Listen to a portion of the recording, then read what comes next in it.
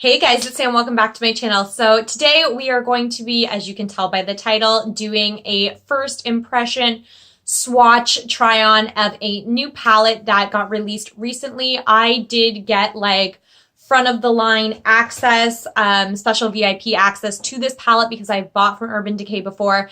Having said that, it's not like I got it earlier than a lot of other people are, so I know that there's already a lot of like reviews online, and honestly, I've been doing my best not to look at any of them because I didn't want to go into this video with any like preconceived notions of what the palette is like or anything like that. The one thing I will really quickly say that I have noticed is that a lot of people have been comparing, I'll just show you, like I literally just took it out of the box, like I haven't even seen it yet. A lot of people are comparing the Naked Reloaded palette to the Anastasia Beverly Hills Sultry palette, saying that they're quite similar. I do not own that palette, so I cannot personally tell you that. And I know there's a lot of videos already comparing them. I was thinking about picking up the Anastasia Beverly Hills palette just so I could do a, are they really that alike or are they not? If that's something you guys want to see, let me know down below in the comments, and I'm more than happy to go and grab that palette. I had a little bit of interest in it anyways. I just kind of was avoiding it because from what I've understood, like the Anastasia Beverly Hills palettes can be pretty hit or miss. So if you guys don't care about it because everybody else has already done it, then I won't do it. And if something you guys are interested in, then let me know. So let's get straight into this. I'm not going to ramble too long. So I have mentioned it before on my channel. As you guys know, Urban Decay discontinued their original. Oh, this is weird. So they, okay, so let me just finish my train of thought before I get distracted. So as you guys will know, I've mentioned it before that Urban Decay discontinued the original Naked palette. I'm just going to grab mine right now.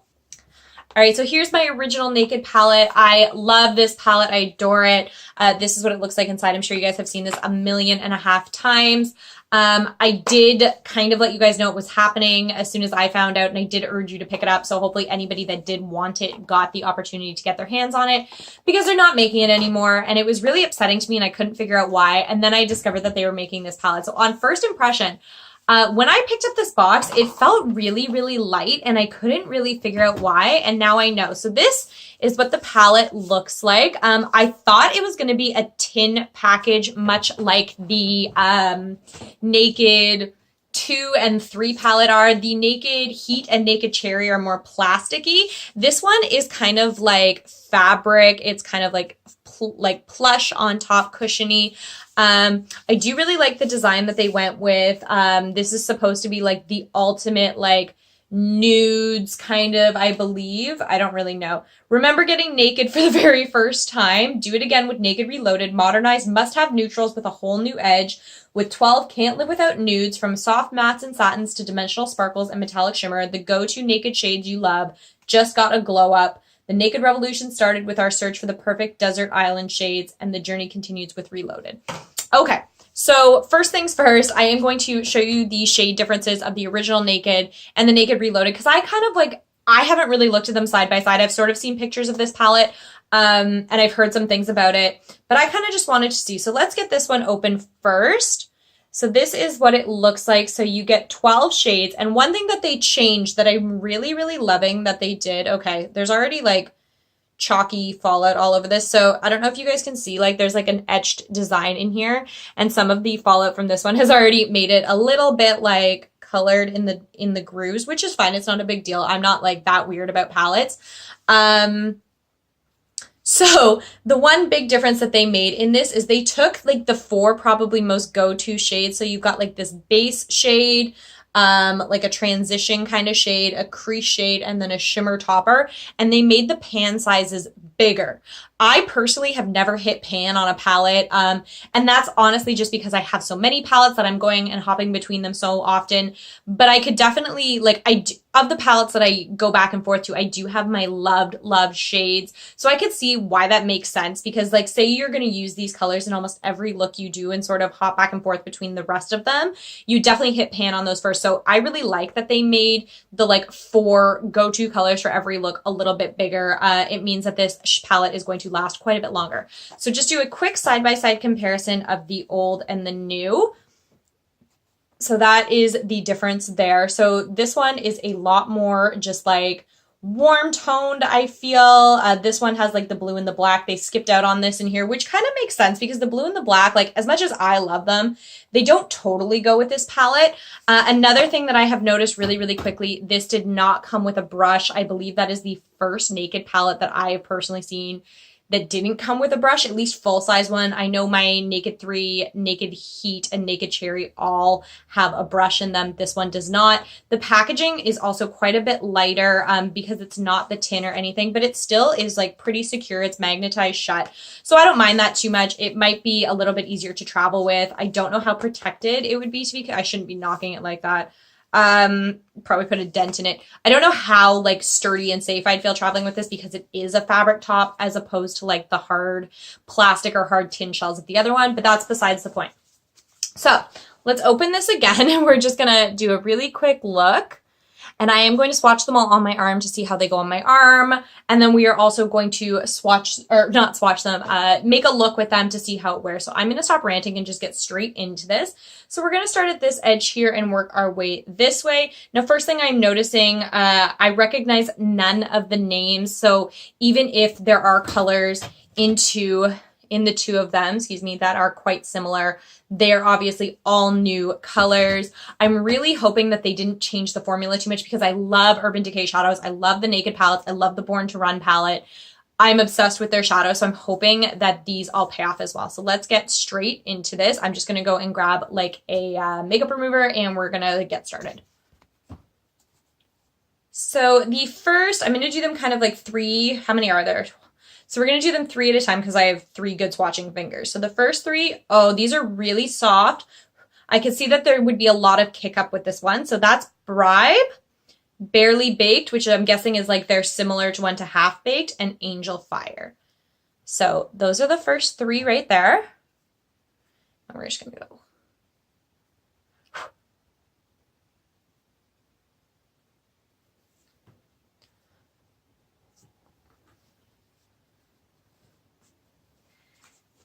Next up is Retro,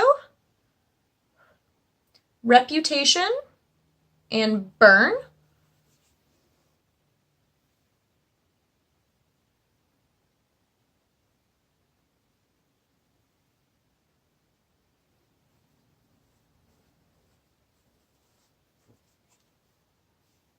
Endgame, Dreamweaver, Distilled,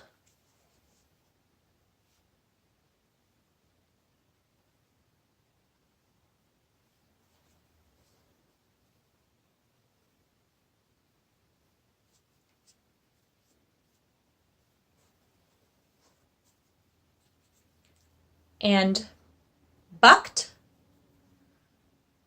Boundaries, and Blur.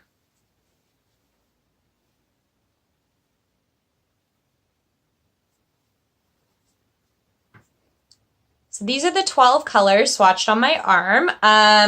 First impressions based on swatching. The mattes, when you pick them up, at least with a finger, because I'm a little rougher with a finger than I would be a brush, you do get, I'm just going to show you like in this pink one here, you can see that you get a little bit of kick up. I know in this shade, I flecked a piece on my arm and just blew it off. So that is something to be aware of. They're very, very soft. And I think that that's why that they break apart. But ultimately like the matte, so you've got this one, this one, this one, and these 2 are very, very pigmented, go on very smoothly, don't feel super drying or chalky, so that's really nice. What other things did it say were in here? So those are the mattes. Okay, so there's some satins and dimensional sparkles and metallic symbols. So those also could have been satins. I don't really know the difference. Okay, it looks like the Bribe and Boundaries might have actually been satin colors. I don't think it tells me. No, they might have been satins, but either way, they're really good. The shimmers, like Barely Baked, Burn, Reputation, and Distilled, went on really beautifully, as most Urban Decay ones do. The only ones that I did find were a little chunky were those metallic ones, which I believe are Angel Fire and Dreamweaver. I mean, you can probably see it on my arm. There's a little bit of chunkiness there. But all in all, not a big deal. Absolutely a stunning palette. First impression based off the colors, I really like the colors. I think that this would be really good for an everyday kind of a palette. Having said that, I don't know how many looks you could actually get out of it because a lot of those colors are very neutral, very similar. So if you like a little bit of a pop of color, like I know I sometimes do, you might have to pull in maybe an eyeliner or a color from another palette, or even just a single shadow just to add yourself a little bit of pop. So now that we've done that initial swatching, I'm going to get straight into the like test to see how this looks on my eyes. I have obviously already done the rest of my makeup, and to prime my eyes today, I thought the best thing to use would be the Urban Decay Primer Potion in Original, because if anything, these shadows are going to meant to go over that because it's from the same brand. So I figured the best way to give this the best opportunity for a wear test would be to use that. So I have no idea where we're going to go with this. We're just going to get going. So I've got all my brushes behind me. I do have my color switch in my lap, and we're just going to get started. So with this bigger, kind of fluffier brush, let's use this color Blur. I'm not really one for setting a lot of base color, so I'm going to take Blur, and I'm going to just start building that up in my crease. All the way, sorry, I'm just going to adjust my mirror here. We're going to go all the way from the outer corner to the inner corner and just lay down a bit of color. Now that's not going to do anything crazy, obviously, because it's a very, very light tone, not much darker than my natural like eyelid is. It's just going to add a bit of depth. And I'm trying to also use like as many different colors, darks and lights, just to see exactly how this performs.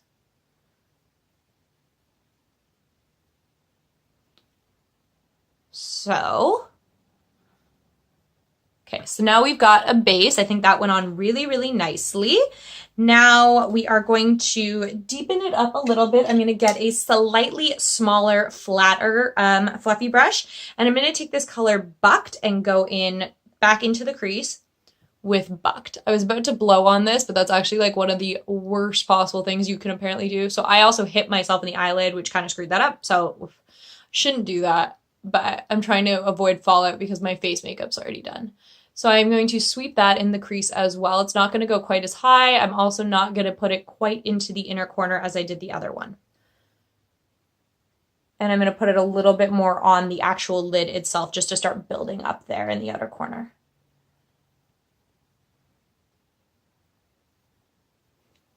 I'm going to take a clean fluffy brush, and I'm just going to kind of blend that out a little bit. Now with that same earlier brush, I'm going to try this with Blur. I don't know how it's going to be. I'm going to take some of Blur, and I am going to put it underneath my lashes just to carry some of that down and deepen them up a bit. I don't know how much it's going to do it. I might have to go back in with that Bucked color in a minute. See how it adds just a little bit of like darkness around my lash line. It also brings out the bags under my eyes, which was not ideal, but by the time I have eyeliner and everything on, hopefully it'll all come together. Okay, so we've got Blur and Bucked. What am I thinking here? I'm really into this retro color. I kind of want to see how that performs because it is looking super chunky in the pan. I also want to try Barely Baked and maybe Angel Fire. I'm not too sure where I'm going to go with this. We're going to get into some of the dark colors. So I'm going to pick up a tiny, tiny bit of retro on another brush, and I am just going to add that into the crease to kind of make it a little pinky. Or a lot pinky. This is super pigmented. I was not expecting that. I find that pinks like this and like red shadows can be really, really difficult to get right because of the dyes. So I am pleasantly surprised to see that that has really good pigmentation, but also a ton, not necessarily on my face anywhere, but a ton of fallout in the pan itself. I just blew it away so you can't actually see it, but trust me, it was there.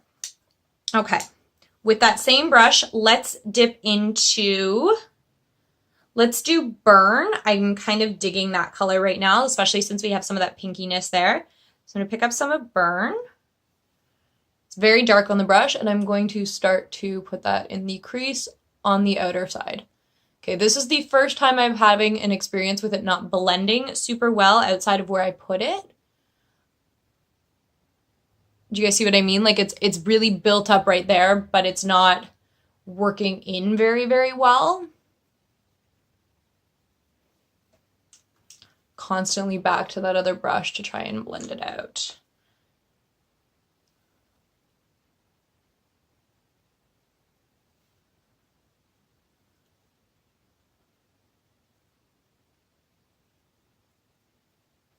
Okay, that side worked a little bit better. And then to darken it up even more, we're gonna go into Endgame, which is that super, super dark, like chocolatey brown. Same brush, I'm going to pick that up. That's a very dark color. We're gonna be very, very careful here. And I'm definitely gonna just work that into the outer corner and into the crease. Kind of almost like a smoky reddish eye sort of a thing. I'm not really happy with how this is turning out, and I think a lot of that has to do with that burning, I was gonna say Burning Love, that's an Elvis song, that burn color not blending quite the way I had hoped it would. Okay, so now that that is basically done, we are going to go over top of the rest of the lid. I am going to use my, sorry about that, guys, knocked you over. I am going to use my finger for this because that is what I would use normally. I'm just going to get close so you guys can see what's going on so far. Any like shimmery color I would normally put on with my finger, I find you just get more of a punch. I'm a little torn because I really am liking this kind of like reddish pinkish thing. So I don't know if I want to add in Barely Baked or Reputation. And then I think I'm going to put Angel Fire in the inner corner. So what we're going to do is we're going to take a little bit of this Reputation and we're going to put it kind of on the outer. Okay, no, we're putting it all over because I screwed that up. A little bit just like that. Just a tiny, tiny bit. I don't want it to overwhelm. I also don't want it to cover some of those darker shades that we've got going. And you'll notice that I started close to my lash line. That way none of that darkness that we built up gets covered with shimmer because it would just be like ultimately a waste of time. I am going to take a bit of that Barely Baked. I just kind of want to see what it would look like if I patted that right down the middle. I'm kind of into that. It's a little different. It's not really a halo, but kind of the same technique where if you were going to create a halo, you would put your lightest color in the center. Obviously, it's not that because the inner corner is lighter. So having said that, we're going to take this Angel Fire and I'm going to put that in my inner corner. Just like that.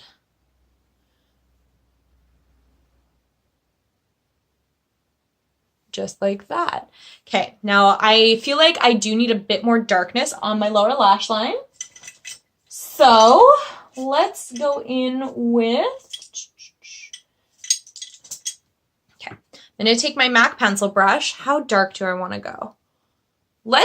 I'm afraid Endgame's gonna be a little too dark, so I'm actually gonna go into Distilled, pick up a bit of that, and kind of go under. And I'm starting up in the corner so that it kind of looks blended, and then I'm dragging it down so that it all looks seamlessly like one color.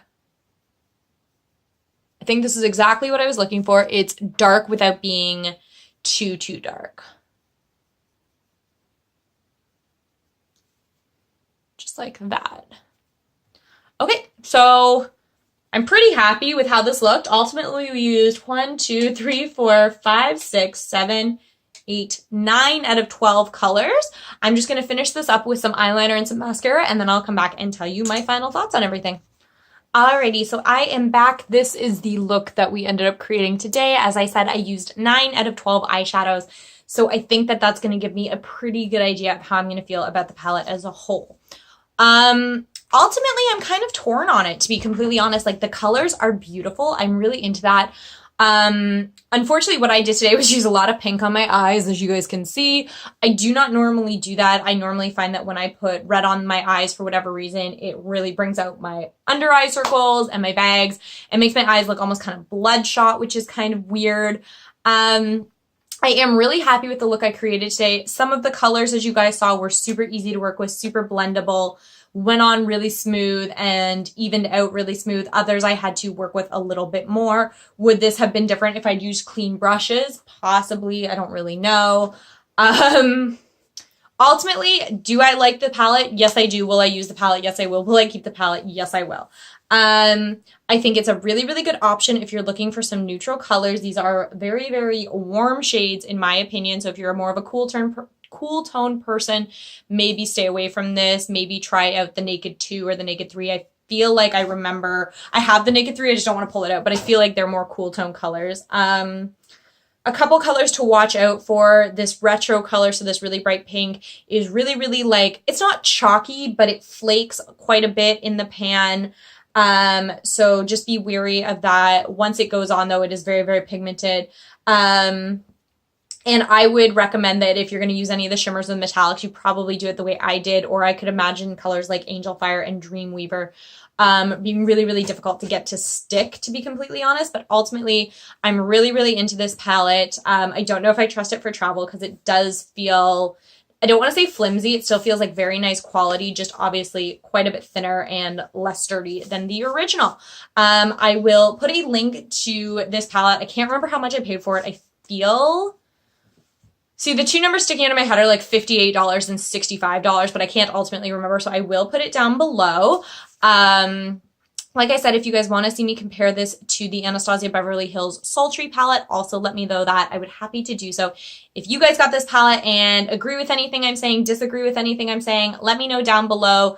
Also, let me know what your favorite Naked palette is, or if you haven't tried one yet, or which one would speak the most to you. I love hearing from you guys. I feel like I've been kind of disappearing from my channel a little bit lately because I've been so busy, and I am going to try and make sure that that does not continue happening. So hopefully I'll have a bunch more videos up for you guys soon. So if you enjoyed this video, then hit that thumbs up button, subscribe to my channel. I would really appreciate it. Also, go check out my Instagram. I don't post on there a ton, but again, that's something that I'm trying to remedy and make myself more available to be connected to you guys. So thanks for watching, and I will catch you guys next time. Bye.